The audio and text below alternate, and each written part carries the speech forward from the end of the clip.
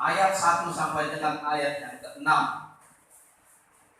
Tema firman Tuhan hari ini terdapat 4 poin, tapi saya akan bagi dalam 2 poin pertama pada minggu ini dan 2 poin yang kedua pada minggu depan, supaya nggak terlalu panjang khotbahnya, saudara ya, supaya tidak terlalu panjang. Nanti Ibu Gembala tolong kalau sudah mulai lari angka 20 masih 1 poin langsung begitu kasih kode supaya cepat sadar. Ya saudara, siapa tahu ada jiwa baru nanti saudaraku begitu masuk dia lihat 1,5 jam khotbah nanti nggak datang lagi saudara. Dia tak datang lagi. Ini penting kan bukan ngantuk dari malam baru nonton bola ngantuk khotbah lama lagi katanya saudara, jadi tidak jadi berkah. Kalau yang sudah dewasa iman sih lama tidak masalah. Bangsa Israel dengan khotbah Musa 1 hari berdiri dari jam 6 pagi sampai jam 6 sore, bayangkan sudah. Tapi kita di tempat ini sambil duduknya dengan firman Tuhan, ini tidak sekali. Besok kalau sudah ada berkat kita, bangkunya nanti pakai bangku yang apa itu sudah ada besi lah. Ya jadi agak jauh-jauh, jadi kalau aku nggak bisa begini. Kalau sekarang masih bisa, kalau sekarang agak jauh sudah. Ya ada dulu ya. Saya selalu ngomong sama anak saya begini. Kalau mau ibadah hari itu persiapkan, bukan cuma tubuh kita tapi hati kita harus tidak persiapkan.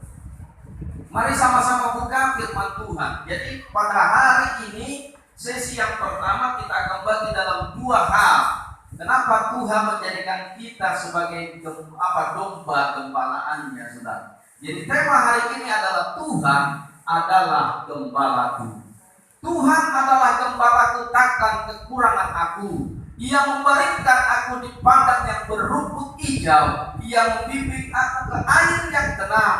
Ia menyegarkan jiwaku. Ia menuntun aku di jalan yang benar oleh karena namanya. Sekalipun aku berjalan dalam lembah kekelaman, aku tidak takut bahaya, sebab Engkau besertaku. Gadamu dan tongkatmu, itulah yang menghibur aku. Engkau menyediakan hidangan bagiku di hadapan lawanku. Engkau mengurapi kepalaku dengan minyak. Biarlah aku penuh melimpah, kebajikan dan kemurahan belaka akan mengikuti aku seumur hidupku, dan aku akan diam dalam rumah Tuhan sepanjang masa. Indah sekali saudara, ketika kita yakini diri kita digembalakan oleh Tuhan. Kadang-kadang memang kekurangan, kadang-kadang saudaraku sepertinya seratnya bukan main. Siapa tahu ini seratnya bukan main kantong. Ada? Siapa yang tahun ini penyakitnya saudaraku silih berganti? Ada? Oh puji Tuhan, berarti GPI Sion semuanya indah-indah. Tidak ada lagi pergumulan kepala kita. Ketika Tuhan, kita sadar bahwa Tuhan adalah gembala kita, Bapak Ibu Saudara, itu berarti bukan selamanya kita enak-enak. Itu berarti bukan selamanya kita saudaraku indah-indah. Bersyukurlah kepada Tuhan kalau setiap tahun tidak ada pergumulan saudara. Ada yang tidak punya pergumulan? Saya tahun 2019 di akhir tahun saudaraku, hampir menjelang Natal, kita sudah persiapkan. Goncangan begitu kuat kami alami saudara.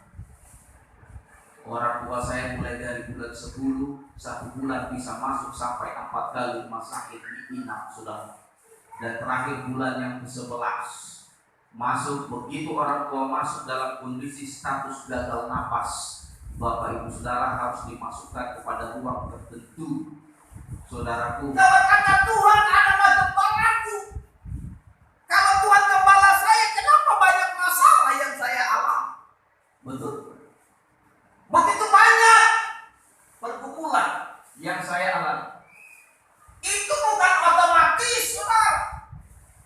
Tapi yang perlu kita sadar, ketika kita digembalakan oleh Tuhan, pasti tujuannya jelas. Amin, saudara. Goalnya jelas.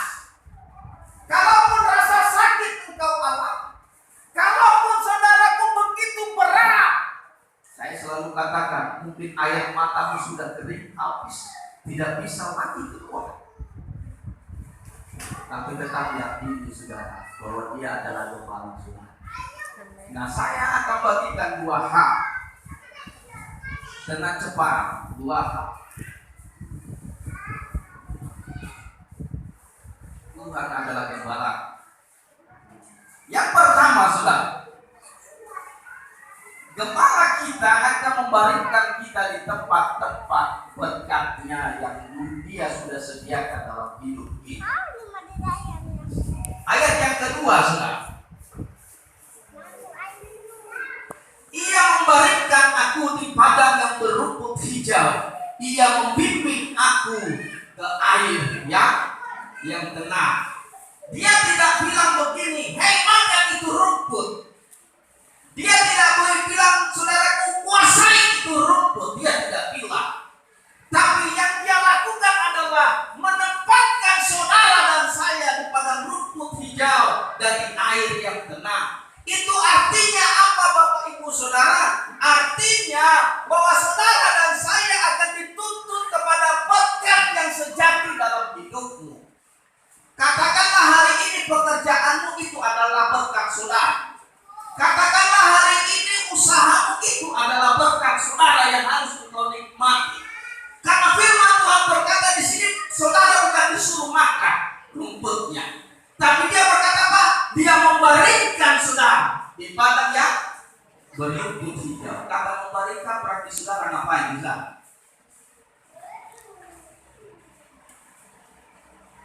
Waktu orang baring-baring di kamar tidur dia ngapain saudara? Boleh-boleh tidur, boleh-boleh. Bila perlu begitu dia berbaring begini, ternyata dia tidur, ketiduran. Dan saat dia tidur dia bermimpi. Di saat dia bermimpi saudaraku dia dapat sesuatu. Tahu maksudnya apa? Ketika Tuhan membaringkan saudara, itu artinya Tuhan ingin kau punya visi. Amin saudara. Waktu saudara dibaringkan begini, dia nggak bilang makan itu rumput, tapi dia menempatkan saudara di sana. Jadi bukan secara kebetulan mungkin kau ada di Gunung Sam. Bukan secara kebetulan kau ada di tempat ini. Bukan secara kebetulan kau bekerja pada bidang-bidang yang kau tekuni hari ini. Tapi karena Tuhan menempatkan saudara di sana. Amin saudara. Tapi maksudnya apa? Kau punya visi. Dalam waktu saudara punya jangkauan ke depan. Jadi memang anak Tuhan itu tidak Tuhan izinkan menjadi orang bodoh. Amin saudara. Saudara bekerja seperti seperti sapi. Dipukul membaca. Saudara tidak seperti itu.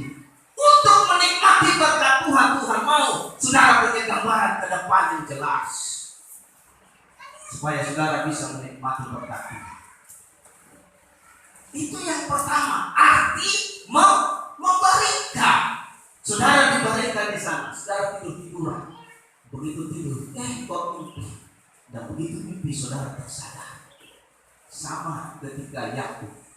Begitu dia kelelahan, dia tertidur di Betel, dan saat dia di Betel dia bermimpi ada tangga yang menjulang tinggi ke langit, dan di tangga itu malaikat turun naik.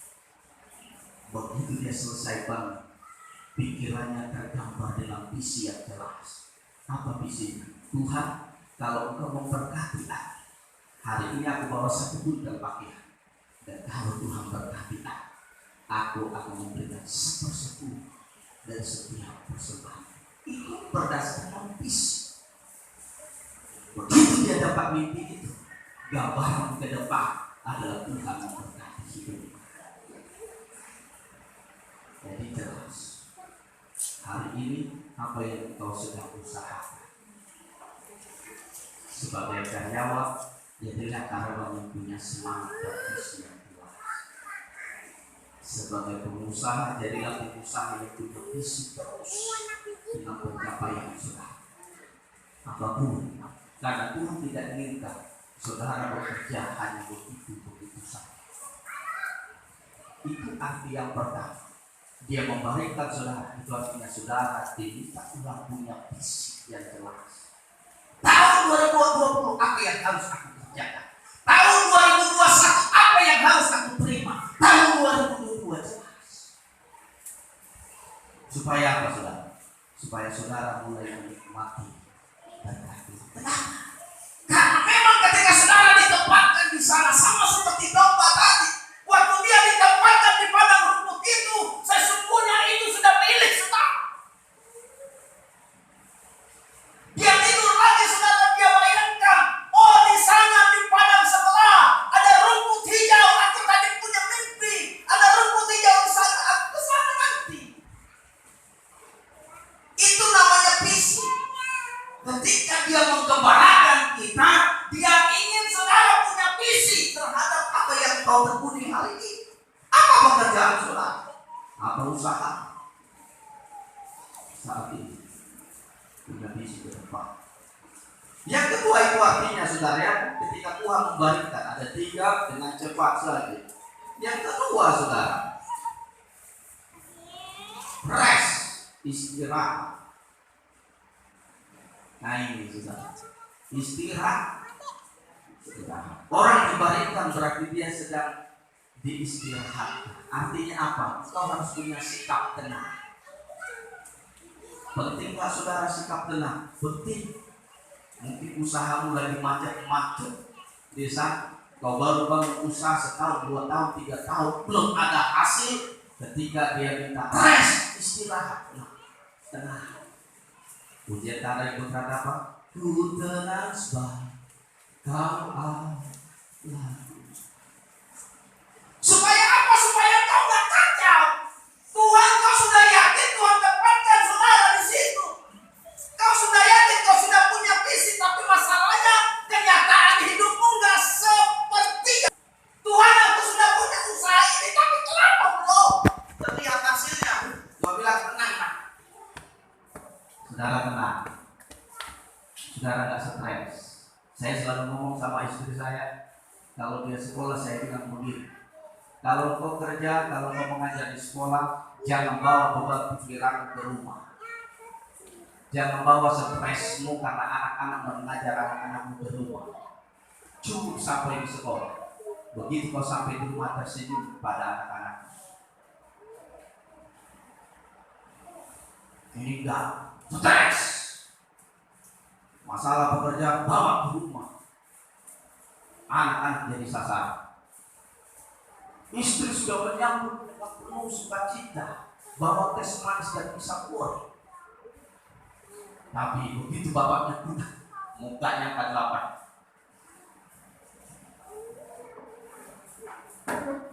Tenang dia bilang saudara. Jadi arti membalikkan, Tuhan membalikkan saudara. Yang pertama saudara punya visi, yang kedua rest, tenang. Tenang menghadapi kenyataan hidup. Lihat hidupmu, lihat masalahmu, lihat pergumulanmu, lihat segala macam usaha pekerjaanmu. Mungkin gak seperti yang kau harapkan, tapi dia berkata, dia membaringkan saudara-saudara harus tenang. Rumputnya mungkin gak sehijau itu, ada kuning-kuning sedikit. Berkatnya mungkin tidak seperti yang kau kira, tapi dia minta sikap tenangmu. Itu membuat engkau semakin nyaman. Yakin bahwa Tuhan tetap memelihara saudara. Itu yang kedua. Yang ketiga, arti membalikkan adalah mengelola dengan baik. Waktu Tuhan balikkan ini domba, itu sudah hakmu, itu sudah menjadi kuasamu. Tinggal bagaimana engkau mengelola dengan baik itu rumput. Kelola dengan baik. Menjadi karyawan jadilah teladan. Saya bersyukur jemaat-jemaat kita ada beberapa orang. Itu saya lihat sudah menjadi karyawan-karyawan teladan. Wah, saya bangga sudah. Kenapa? Lewat itu kita bisa menyaksikan pemeliharaan Tuhan. Lewat itu kita bisa berkata bahwa anak Tuhan pun bisa menjadi berkat. Kelola dengan baik usahamu, jangan asal-asalan. Pekerjaanmu jangan cuma sekedar kerja absen langsung berangkat. Jangan sampai kita ditegur oleh perusahaan. Kelola dengan baik apa usahamu, dengan baik tekuni. Makanya ada istilah manajemen, diatur dengan baik. Jadi yang ketiga, arti membaikkan adalah engkau harus mengelola dengan baik sehingga berkat yang Tuhan berikan kepada saudara sampai dan kau nikmati saudara. Mau gaji saudara kecil, syukuri kepada Tuhan, jangan main-main. Ini gaji kecil main-main saudara, akhirnya langsung di PHK. Karena dengan atasanmu lakukan itu bukan karena dia atasanmu, tapi karena engkau mengabdi kepada Tuhan. Amin saudara. Jadi memang saudara harus atur. Rumputnya sudah Tuhan berikan, engkau sudah ditempatkan di sana, maka atur dengan baik apa yang bisa memajukan usaha saudara, apa yang membuat pekerjaanmu lebih baik. Itu yang ketiga. Jadi aku membalikkan yang ketiga, ada 3 hal. Yang pertama, engkau kritis. Yang kedua, harus bersikap tenang. Dan yang ketiga, engkau harus saudara mengatur dengan baik apa yang Tuhan berikan kepada saudara. Nah yang kedua, saudara, poin yang kedua, ketika dia menggembalakan kita, tadi dia menuntun kita ke tempat berkat-berkat yang dia kehendaki. Dan yang kedua, saudaraku, ayatnya yang ketiga.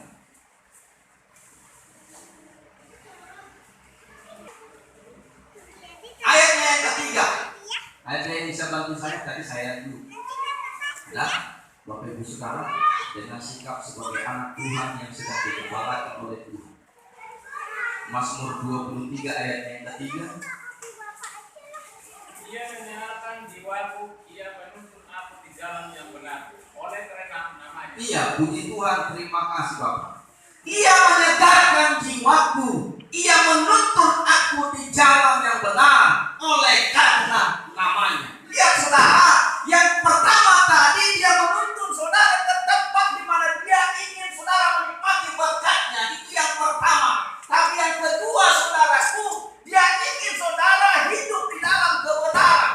Dia menuntun saudara di jalan kebenaran.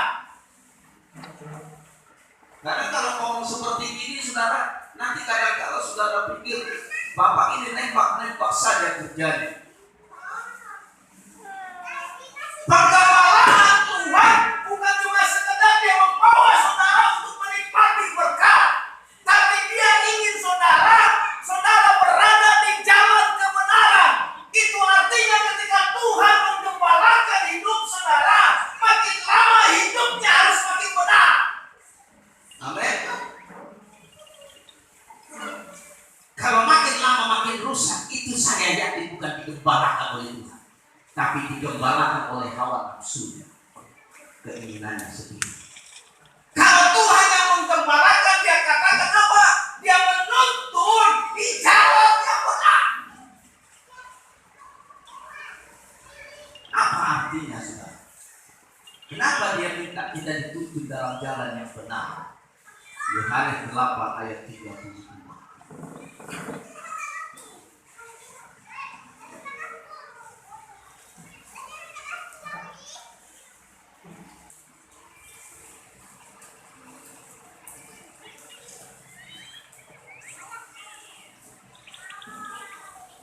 Silakan Bapak Ibu. Ada? Yohanes pasal 8 ayat 32 dan kamu akan mengetahui kebenaran dan kebenaran itu akan memerdekakan kami. Nah, terima kasih Bapak. Bapak ini menjadi berkat, dapat berkat. Ya, Bapak Sinaga. Lihat saudara. Dan kamu akan mengetahui kebenaran, dan kebenaran akan merdekakan. Lihat saudara. Waktu Tuhan menuntun kita, waktu Tuhan menggembalakan kita, bukan sekedar dia menempatkan kita dalam berkat yang harus kita nikmati, tapi dia mau kita dituntun dalam kebenaran. Supaya apa? Supaya kebenaran memerdekakan saudara.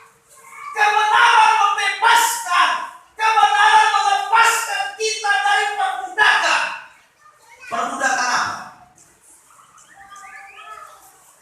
Perbudakan kemiskinan. Perbudakan apa? Perbudakan kebodohan. Perbudakan apa? Perbudakan kemalasan. Orang yang hidup benar, firman Tuhan berkata dia akan dimerdekakan. Amin, saudara. Jadi kalau masih ada anak Tuhan yang malas, dia masih terikat. Kalau masih ada anak Tuhan yang susah, saudara, dia pasti masih terikat. Itu. Saya tidak bilang saudaraku kita terus hidup dalam kenikmatan berkat, bukan. Tapi saudara dan saya memang ditempatkan oleh Tuhan. Karena firman Tuhan Yohanes dia bilang apa? Tidak seorang pun yang engkau bisa miliki kalau tidak dikehendaki oleh Bapa di surga. Itu artinya apa? Kalau Bapa sudah menyediakan buat saudara, maka saudara akan terima itu berkat. Amin, saudara. Amin. Jadi kalau masih ada yang susah, itu pasti ada sesuatu yang salah. Bukan Tuhannya yang salah, tapi mungkin kitanya yang salah. Dan saudara dituntun dalam berkat, tapi dia menuntun saudara dalam kebenaran supaya saudara bisa dilepaskan, saudara bisa dibebaskan, saudara dimerdekakan dari hal-hal yang membuat saudara terikat dalam hidup. Itu artinya saudara. Saudara, kita kembali kepada Mazmur tadi. Dia berkata apa? Dia menyegarkan jiwaku, dia menuntun aku di jalan yang benar oleh karena namanya. Saudara, paling unik, saya selalu sampaikan ini firman Tuhan. Ketika Abraham dia berada dalam kesusahan, Allah selalu menamakan dirinya dengan nama yang baru untuk menolong Abraham. Satu contoh saya katakan begini. Ketika Abraham dia bergumul dengan anak, Tuhan bilang begini, Abraham bilang begini, Tuhan saking dia stres, dia putus asa, dia bilang begini, Tuhan sudah cukuplah, aku gak punya anak dari Sarah. Biarlah anakku, siapa anaknya? Anak dari Hagar.